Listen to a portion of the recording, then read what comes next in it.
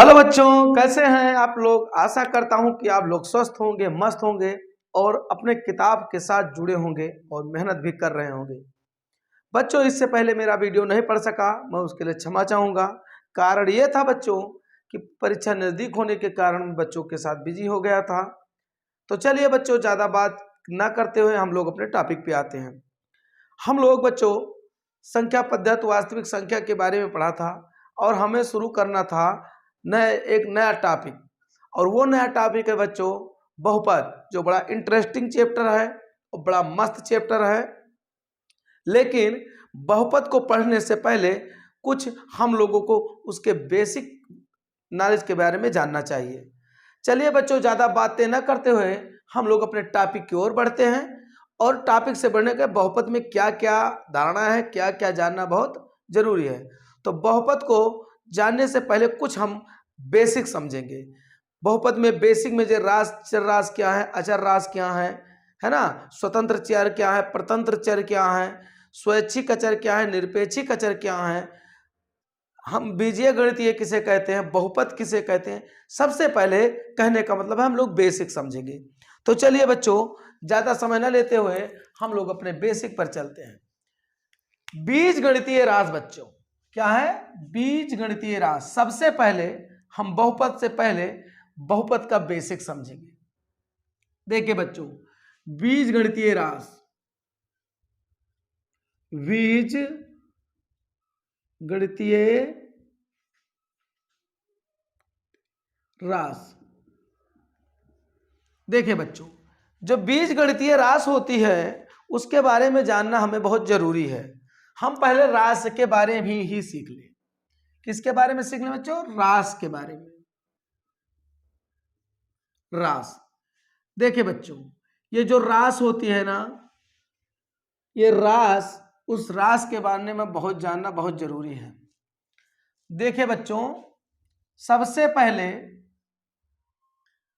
हम रास के बारे में सीखेंगे कि रास है क्या, उसके बारे में जानने के प्रयास करेंगे। अब जरा देखिए, रास जो बीज गणितीय में जो रास होती है वो दो प्रकार की होती हैं। एक होता है बच्चों चर रास,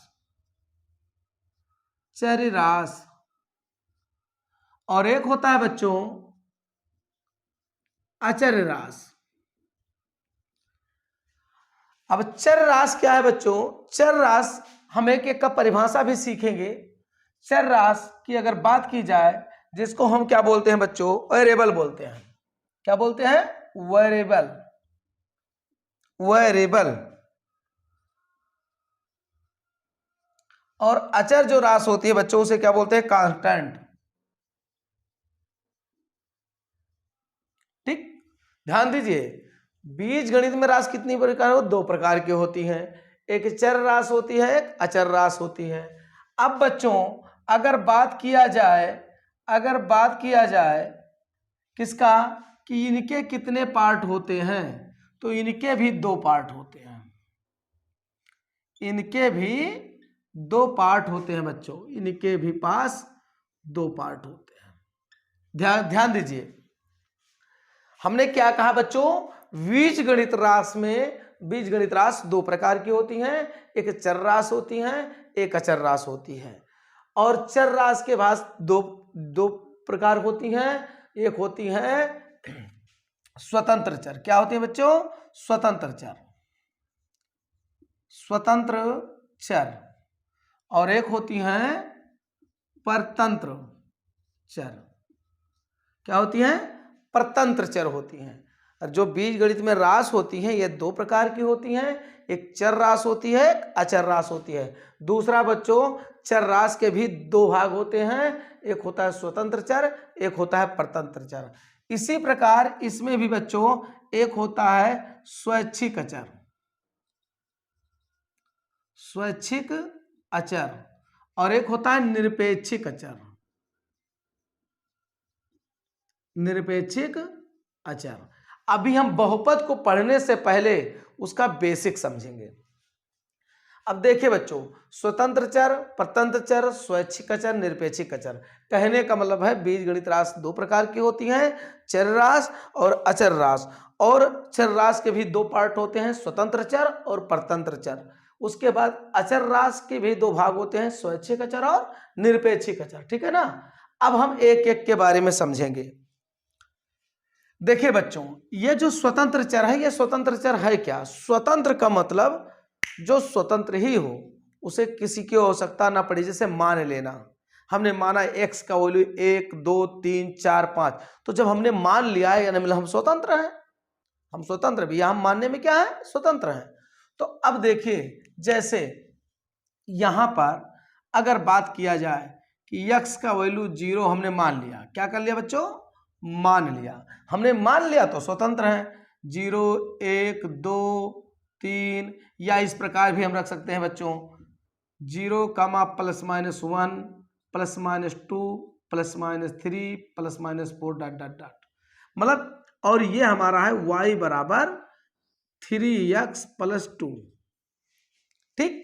अब ध्यान दीजिए, इसमें x, यहां परतंत्र जो लिखा है यहां ऐसे लिखते हैं, ध्यान से समझना बच्चों।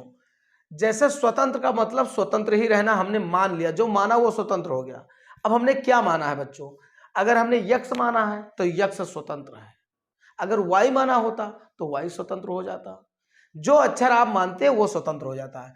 अब देखिए, अगर x का वैल्यू आप क्या रखेंगे? 0। ध्यान दीजिएगा, अगर x का वैल्यू आप क्या रखेंगे? 0 रखेंगे, तो ये 0 हो जाएगा, कितना आ जाएगा? y का वैल्यू कितना आ जाएगा? 2 आ जाएगा। अगर x का वैल्यू हम +1 रख दें तो 3 कम 3, 3 2 5, तो y का वैल्यू कितना आ जाएगा?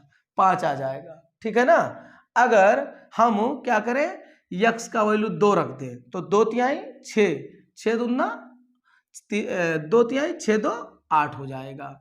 इसी प्रकार बच्चों, अगर हम 3 रख दें तो 3 त्रिका 9 2 11 हो जाएगा, ऐसे आता रहेगा। अगर इसी प्रकार, या y इज इक्वल टू, ध्यान दिएगा बच्चों, y इज इक्वल टू अगर बात किया जाए तो y इज इक्वल टू, मान लो हम -1 रख दे तो -3 कम -3, और -3 में से 2 गई तो -1। ठीक। अगर -2 रख दे तो 2 तिहाई 6, -6 वहां से -4 बचा। अगर -3 रख दे तो -3 त्रिका 9, 9 में से 2 गई -7। ऐसे बच्चों आता रहेगा। तो हम क्या पढ़े? बीजगणित राशि दो प्रकार के होते हैं, चर राशि एक, अचर राशि। चर राशि के भी दो भाग होते हैं, स्वतंत्र चर और परतंत्र चर। अब स्वतंत्र चर क्या है? जिसको हमने मान लिया वो स्वतंत्र हो गया, और जिसको मैंने माना था वो स्वतंत्र था, और जिसको मानकर मैंने यहां मान रखा, जिसके यक्स के कारण y का मान आया। किसके कारण? यक्स के कारण। तो यक्स क्या था? हमने माना था, मतलब स्वतंत्र था, और यक्स के कारण ही किसका मान आया? y का मान आया। किसका आया? y। तो भैया ये y ने किसका सहारा लिया? यक्स का सहारा लिया, इसलिए y क्या हो गया? परतंत्र हो गया, और यक्स क्या हो गया? स्वतंत्र हो गया। अगर हम यही y को मान लेते तो y स्वतंत्र हो जाता, यक्स परतंत्र हो जाता। तो इस प्रकार हमारे स्वतंत्र और परतंत्र होते हैं। अब देखिए बच्चों, यहां पर देखिए स्वैच्छिक अचर क्या है। स्वैच्छिक अचर यह है बच्चों कि जैसे ax² bx + c बराबर 0, हमने माना एक मोहन लड़का है, एक सोहन लड़का है, उसने व्यापक समीकरण को क्या मान लिया? ax² bx + c, और मोहन ने मान लिया इसको ax² + bx + c मान लिया। सोहन ने क्या काम किया? उसने कहा नहीं, हम px² qx + t मानकर लगाएंगे। एक तीसरा बच्चा आया, उसने कहा नहीं, हम rx² यक्स प्लस बी मानकर लगाएंगे। तो बच्चों देखो, ये मोहन ने माना, ये सोहन ने माना, ये मान लो अजय ने माना, तो अपना मानने का अधिकार अलग है।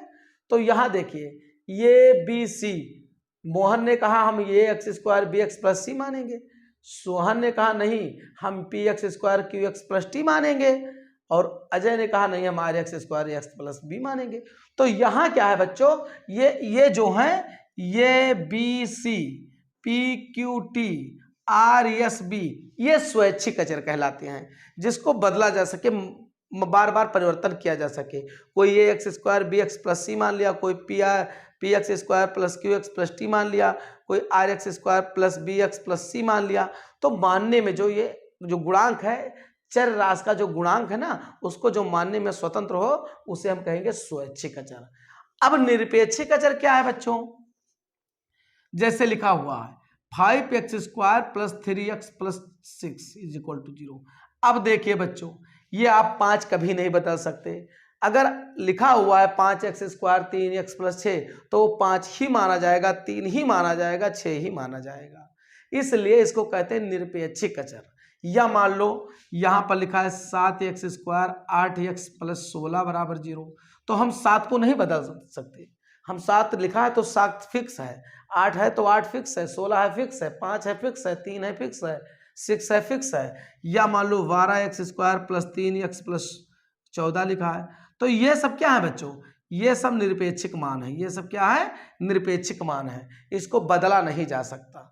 तो जिसमें बदला ना जा सके वो निरपेक्षिक है, और जिसको बदला जा सके वो स्वैच्छिक है। स्वैच्छिक माने स्वतः। तो देखो यहाँ ए बी सी माने अक्षर मानने में क्या है? अब इसी के स्थान पर अगर 5 होता तो हम बदल नहीं पाते, क्योंकि अक्षर की बात थी, इसलिए हमने क्या कर लिया? मान लिया बच्चों। तो इस प्रकार रास कितने प्रकार की होती हैं? 2। एक होता है चर रास, एक होता है अचर रास। फिर चर रास के 2 पार्ट होते हैं, एक होता है स्वतंत्र चर, एक होता है परतंत्र चर। उसके बाद में बच्चों अचर रास के भी 2 भाग होते हैं। एक होता है कौन? स्वैच्छिक अचर, एक होता है निरपेक्षिक अचर। स्वैच्छिक अचर में जिसमें अक्षरों की बात की जाए, जिसको बदला जा सके, और निरपेक्षिक है जिसके कांस्टेंट हो, मतलब नियत हो, बदला ना जा सके। अब बच्चों एक एक का हम परिभाषा सीखेंगे। क्या सीखेंगे?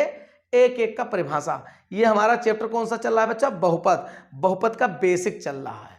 क्या चल रहा है? बहुपद का बेसिक। तो चलिए आगे बढ़ते हैं हम। ठीक, चलो बच्चों आगे बढ़े। चलिए अब हम बच्चों देखेंगे चर क्या है। चर ध्यान दीजिए,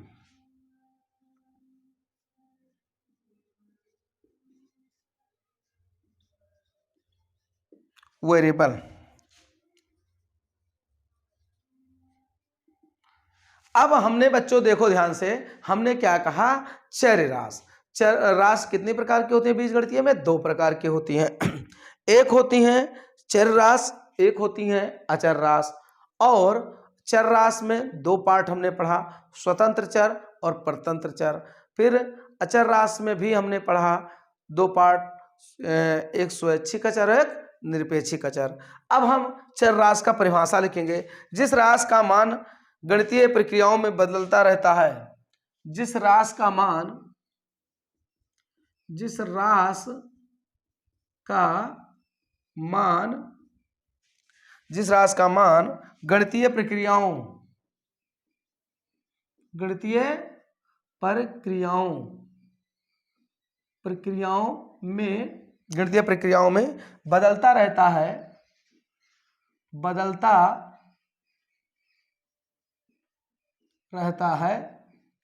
में बदलता रहता है, चर कहलाता है। चर कहलाता है। क्या कहलाता है बच्चों? चर कहलाता है। ठीक, क्या हमने कहा? जिस रास का मान गणितीय प्रक्रियाओं में बदलता रहता है, चर कहलाता है। जैसे किसी ने x मान लिया, किसी ने y मान लिया, किसी ने z मान लिया, ऐसे बच्चों। तो ये हमारा चर रास था। हमने क्या कहा? चर रास जिस रास का मान गणितीय प्रक्रियाओं में बदलता रहता है, जिस रास का मान गणितीय प्रक्रियाओं में बदलता रहता है, चर कहलाता है। जैसे एक्स वाई जोड़। अब बच्चों अचर रास की बात करते हैं। अचर रास, इसको हम कांस्टेंट के नाम से जानते हैं। किसके नाम से? कांस्टेंट। ठीक है ना, कांस्टेंट। अब क्या है बच्चों? अब जिस रास का मान नियत रहता हो, जैसे उसमें क्या है बच्चों? उसमें यह बताया गया जिस रास का मान गणितीय प्रक्रियाओं में बदलता रहता है, चर कहलाता है। तो इसका उल्टा होगा, जिस राशि का मान गणितीय प्रक्रियाओं में नियत रहता है वो क्या कहलाता है? अचर कहलाता है। या जिस राशि का मान नियत रहता है स्थित के अनुसार बदलता रहता है,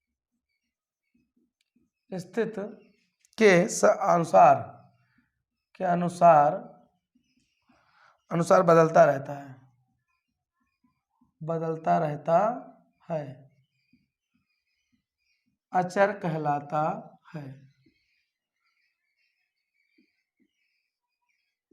कहलाता है।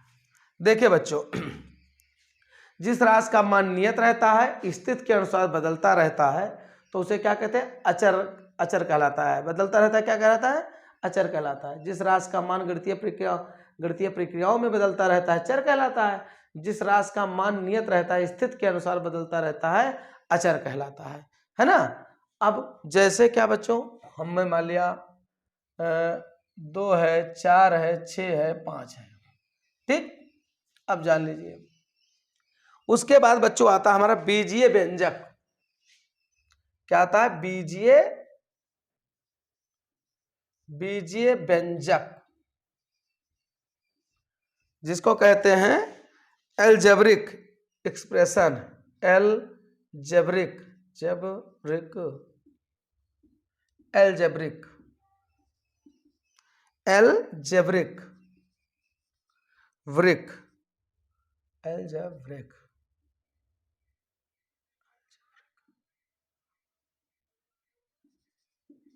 एलजेब्रिक एक्सप्रेशन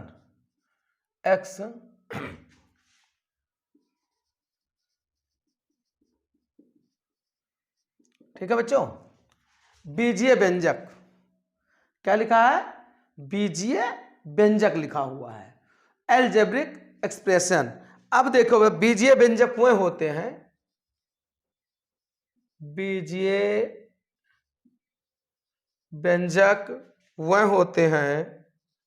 वह होते हैं जो गणितीय संक्रियाओं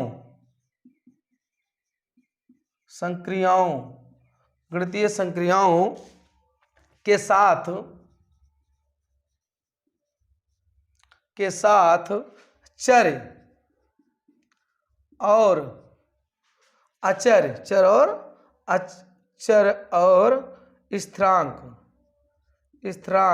और स्थिरांक से बने होते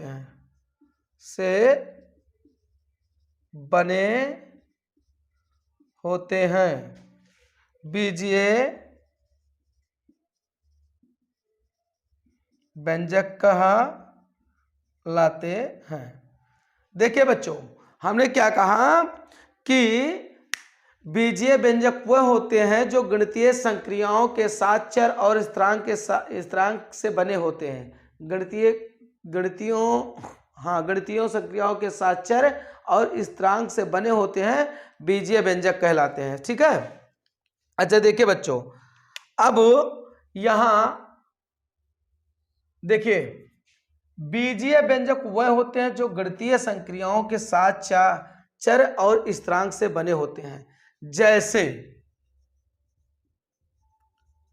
देखिए बच्चों, ये क्या है? अब बताइए ये क्या है? स्थिरांक है। स्थिरांक मतलब अचर, यहां पर अचर कह दीजिए, यहां हम अचर कह सकते हैं। चर और अचर से बने होते हैं, तो 3 है, अचर है। अब x क्या है? चर हो गया ना, और प्लस हमने 3x और जोड़ दिया। ये ऐसे एग्जाम्पल, या मान लो 3y² प्लस 2x प्लस 5, ये भी हो गया। या मान लो बच्चों, ये समझ लो कि यहाँ पर लिखा हुआ है 5x² 3x प्लस 2, ये भी हमारा क्या है? बीजीय व्यंजक ही है। देखिए, बीजीय व्यंजक एल्जेब्रिक एक्सप्रेशन, बीजीय व्यंजक वह होते हैं जो गणितीय संक्रियाओं के साथ चर और अचर से बने होते हैं। देखिए बच्चों, ये अचर है और ये क्या है, चर है। चर और अचर से बने हैं। और देखिए ये भी अचर है, ये चर और अचर है, ये चर और अचर का गुणांक है, चर अचर का गुणांक है, ये अचर है। तो जब चर और अचर से जो बने होते हैं उसी को हम क्या कहते हैं बच्चों, बीजीय व्यंजक कहते हैं। क्या कहते हैं, बीजीय व्यंजक कहते हैं। अब जरा ध्यान दीजिए, फिर से एक बार हम रिवीजन करना चाहेंगे। हमने कहा बीज गणित में रास जो होती है बच्चों वो दो प्रकार की होती हैं, एक चर रास होता है और एक अचर रास होता है। हमने चर रास में बताया दो भाग होते हैं, स्वतंत्र चर और परतंत्र चर। इसी प्रकार अचर में भी दो भाग होते हैं, स्वैच्छिक अचर और निरपेक्षिक अचर। ठीक, अब उसके बारे में मैंने सीखा। फिर हमने कहा चर रास क्या है, जिस रास का मान गणितीय प्रक्रियाओं में बदलता रहता है चर कहलाता है। अचर रास क्या है, जिस रास का मान नियत रहता है, स्थिरांक के अनुसार बदलता रहता है, तो उसे क्या कहते हैं, अचर रास कहलाता है। ठीक, अब उसके बाद बीजीय व्यंजक क्या है, बीजीय व्यंजक वो होते हैं जो गणितीय संक्रियाओं के साथ चर और अचर से बने होते हैं, बीजीय व्यंजक कहलाते हैं। जैसे एग्जाम्पल है बच्चों, ठीक है ना। अब हमारा मुख्य टॉपिक आया बच्चों, बहुपद। अब हमने अभी तक बेसिक सीखा, हमने क्या सीखा, बेसिक सीखा। अब बेसिक के बाद अब हमारा आता है बहुपद। क्या आता है बच्चों, बहुपद।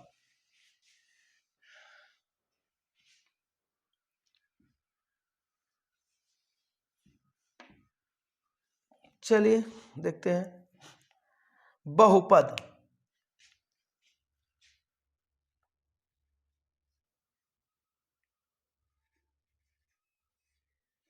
बहुपद POLYNOMIAL,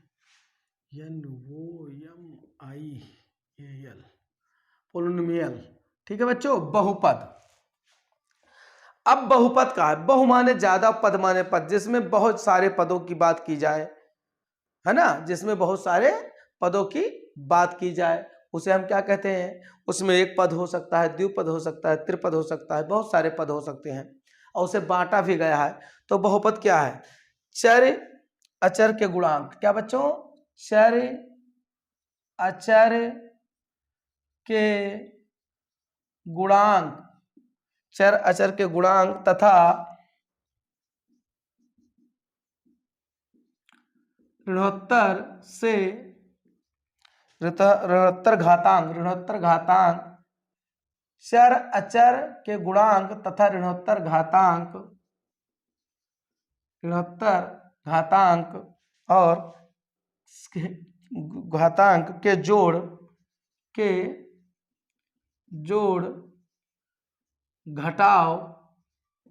घटाव की क्रियाओं क्या लिखा बच्चों, चर अचर के गुणांक तथा ऋणोत्तर घातांक के जोड़ घटाव की क्रियाओं वाले बीज गणितीय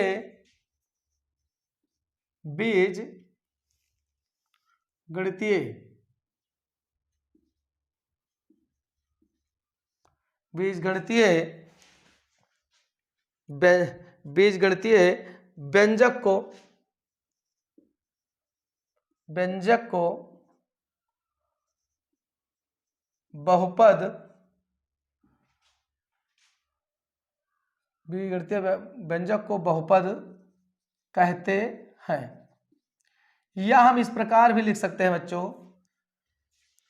कि धनात्मक ऋणात्मक के जो गुणा भाग के संक्रियाओं से बने हो, या हम क्या कहा हमने कि या जिस पद में, जिस रास में चर व अचर के गुणांक तथा जोड़ व घटाव की या हमने दूसरा परिभाषा बताया, जिस राशि में चर अचर व क्या बच्चों, चर व अचर के गुणांक तथा जोड़ व घटाव की संक्रियाओं द्वारा बना पद ही बहुपद कहलाता है। ठीक है ना? क्या कहलाता है? हमने बताया चर अचर के गुणांक तथा ऋणोत्तर घातांक के जोड़ घटाव की क्रियाओं वाले बीजगणितीय व्यंजक को बहुपद कहते हैं, या जिस राशि में चर व अचर के गुणांक तथा जोड़ व घटाव की संक्रियाओं द्वारा बना पद ही बहुपद कहलाता है। ठीक है ना? अब जरा देखो बच्चों, अब ये हमारे हैं जैसे example 3x square plus 2x, या मान लो 5x स्क्वायर 3x प्लस 4, या मान लो 6x cube plus 4x square plus 3x plus 3। ये सब क्या कहलाते हैं बच्चों? बहुपद कहलाते हैं। क्या कहलाते हैं? बहुपद कहलाते हैं। तो आज बच्चों हम लोग क्या पढ़े? हम लोग पढ़े कि बीजगणित राशि कितने प्रकार की होती हैं, और फिर हमने पढ़ा कि चर राशि क्या होती हैं। बीजगणित में राशि 2 प्रकार के हमने पढ़ा, और उसमें हमने ये पढ़ा बच्चों कि बीजगणितीय जो राशि होती है वो 2 प्रकार की होती हैं, एक चर राशि होती हैं और एक अचर राशि होती हैं। चर राशि में हमने क्या पढ़ा? 2 भाग होते हैं, स्वतंत्र चर और परतंत्र चर। फिर हमने बच्चों अचर में क्या पढ़ा? अचर में भी हमने पढ़ा कि उसमें 2 प्रकार की होती हैं, स्वैच्छिक अचर और निरपेक्षिक अचर। उसके बाद हमने बच्चों चर राशि के बारे में जाना, अचर राशि के बारे में जाना, बीजगणितीय राशि के में जाना, और बीजीय व्यंजक के बारे में सीखा। उसके बाद हम लोग अपने मेन टॉपिक पे आए, बहुपद। तो बहुपद चर अचर के गुणांक तथा ऋणोत्तर घातांक के जोड़ घटाव की क्रियाओं वाले बीजीय गणितीय व्यंजक को बहुपद कहते हैं। या हम दूसरा परिभाषा कह लें बच्चों, जिस राशि में चर व अचर के गुणांक तथा जोड़ व घटाव की संक्रियाओं द्वारा बना पद ही बहुपद कहलाता है। ठीक है? अब देखिए अगला बच्चों हम देखेंगे, अगला हम देखेंगे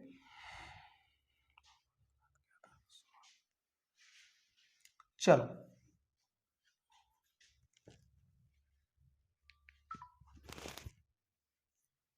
बहुपद के प्रकार। बहुपद के प्रकार, बहुपद के प्रकार, जिसको हम टाइप्स ऑफ क्या बोलेंगे बच्चों?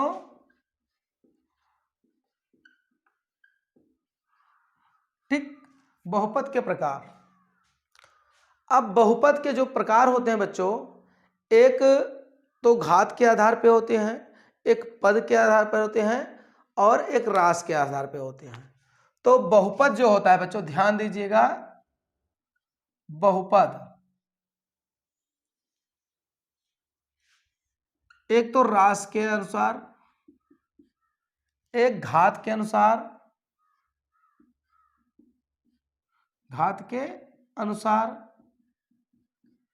और एक राशि के अनुसार, एक घात के अनुसार और एक पद के अनुसार, ध्यान दीजिए बच्चों, हमने क्या कहा?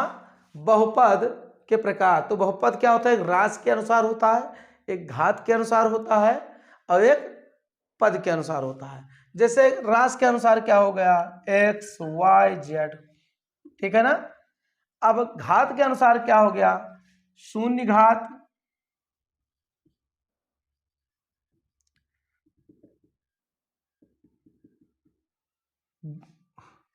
एक घातीय,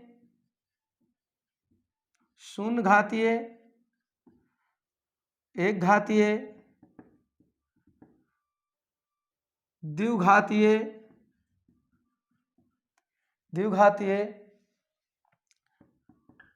त्रिघातीय, ऐसे होते हैं बच्चों। तो बहुपद के प्रकार कितने होते हैं? एक होता है राशि के अनुसार x, y, z, एक घात के अनुसार शून्य घातीय, एक घातीय, द्विघातीय, त्रिघातीय, और पद के अनुसार बच्चों क्या होगा, एक पदीय, द्विपदीय,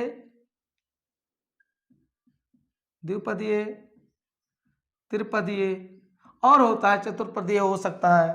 बहुत का मतलब बहुत बच्चों, ये घात का मतलब है त्रिघातीय का मतलब 4 घात भी हो सकता है, 5 घात भी हो सकता है। तो हमने बहुपद के प्रकार पर राशि के अनुसार एक्स वाई जेड और घात, शून्य घात, एक घात, द्विघात, 3 घात, 4 घात, 5 घात, 6 घात, ऐसे पद के अनुसार एक घात, एक पदीय, द्विपदीय, त्रिपदीय, है ना, ऐसे चतुर्पदीय, पंचपदीय, है ना। तो इस अनुसार हमने आज बहुपद का बेसिक सीखा। तो आशा करता हूं बच्चों आज ये बहुपद पार्ट जो है हमारा पाठ है, शुरू होने से पहले मैंने उसके बारे में बेसिक बताया। मैं आशा करता हूं आप लोगों को ये बेसिक कॉन्सेप्ट समझ में आया होगा, और हमने ये भी सीखा कि किस प्रकार रास होते हैं, कैसे कैसे रास होते हैं बीजगणितीय में। अब दूसरा है बच्चों,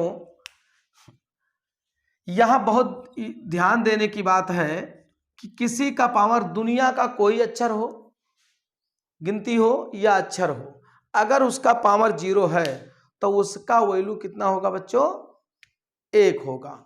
जैसे मान लीजिए x का पावर 0 है और इसका वैल्यू कितना होगा, y का पावर अगर 0 है तो इसका वैल्यू कितना होगा, 1 होगा। अगर ये का पावर 0 है तो इसका वैल्यू 1 होगा। अगर 5 का पावर 0 है तब भी इसका वैल्यू 1 होगा। अगर 10 का पावर 0 है तब भी उसका वैल्यू 1 होगा। अगर 1000 का पावर 0 है तब भी इसका वैल्यू 1 ही होगा। ठीक है बच्चों, तो जरा ध्यान दीजिए ये कैसे हम प्रूव करें। स्क्रीनशॉट लेना चाहते हैं तो ले लीजिए। ठीक, चलिए देखिए बच्चों, हमको प्रूव करना है x is equal to 1, x का power 0 is equal to 1 prove करना है। हमने कहा कोई भी गिनती हो, कोई भी अक्षर हो, अगर उसका पावर 0 है तो उसका वैल्यू 1 होगा। अब चलिए देखिए, हम लेते हैं यल एच यस, एक्स का पावर 0। ठीक, अब बताइए बच्चों, अगर इसको हम इस प्रकार लिख दें 1 - 1 तो क्या कोई प्रभाव पड़ा, नहीं प्रभाव पड़ा। एक में से एक गई, कितना बचा, 0, तो कोई प्रभाव पड़ा। अब हम अगर क्या करें, अगर इसको इस प्रकार लिख दें तो क्या कोई प्रभाव पड़ेगा, नहीं पड़ेगा। क्यों, क्योंकि हम लोग 6 से ही पढ़ते चले आए हैं कि अगर आधार समान है तो घात जुड़ जाएंगे। तो आधार यहाँ भी x है, यहाँ भी आधार x है, तो अब इसको जोड़ दीजिए, जोड़िए। तो हमने क्या क्या जोड़ा, तो प्लस माइनस का माइनस, और फिर वही बात आ गया, एक में से एक गई, कितना बचा बच्चों, 0 बचा। तो कोई प्रभाव पड़ा, नहीं पड़ा। अब क्या करेंगे, ये पावर इसका कितना है, -1 है, पावर इसका कितना है, -1 है। अब माइनस को क्या करेंगे, नीचे लाएंगे, तब जब माइनस क्या होगा, नीचे है तो प्लस में बदल जाएगा। ठीक, और ये दोनों क्या हो गए, कैंसिल, इसलिए हमारा वैल्यू कितना आ गया, ये। चलिए बच्चों, आशा करता हूं कि आप लोगों को ये समझ में आया होगा। हमने क्या कहा, किसी भी अक्षर का गिनती का पावर 0 हो उसका वैल्यू 1 होता है, और हमने प्रूव करके दिखा दिया। ठीक, तो बच्चों अब इसके बाद हम बहुपद को चैप्टर शुरू होने से कुछ और बेसिक बताएंगे। ये हमारा मूल बेसिक था जो जानने के लिए बहुत महत्वपूर्ण था, जानने के लिए बहुत ज्यादा जरूरी था, इसलिए हमने सोचा आपको बहुत बेस से लेकर चले। तो चलिए बच्चों, हम चलते हैं, तब तक के लिए बाय।